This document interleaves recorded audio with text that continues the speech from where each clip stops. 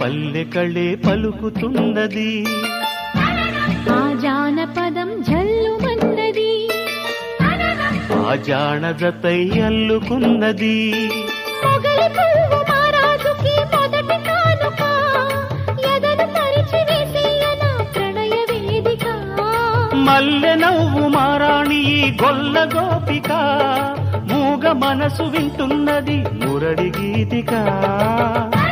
రే పల్లె మళ్ళీ మురళి విన్నది, ఆ పల్లె కళే పలుకుతున్నది.